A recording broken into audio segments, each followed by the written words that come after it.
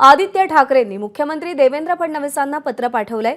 सरकारी गृहनिर्माण संस्थांच्या जमिनी फ्री होल्ड करण्याच्या दराबाबत हे पत्र लिहिण्यात आलंय।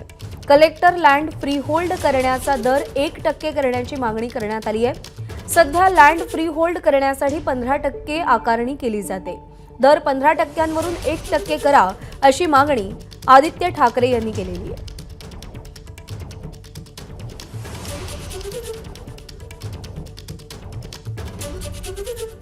तर काय आहे आदित्य ठाकरेंनी लिहिलेल्या पत्रामध्ये? मुंबई शहर आणि महाराष्ट्रातील कलेक्टर लँड विविध कारणांसाठी गृहनिर्माण संस्थांना भाडे करारावर दिलेले आहेत।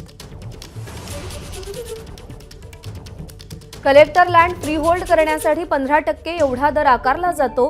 हा दर 1% करा। याचा गृहनिर्माण संस्थांमधल्या सामान्य नागरिकांना फायदा होईल। दर कमी केल्यामुळे जागा फ्री होल्ड करून घेण्याचं प्रमाण वाढून सरकारी तिजोरीतही भर पडेल। एबीपी माझा, उघडा डोळे बघा नीट।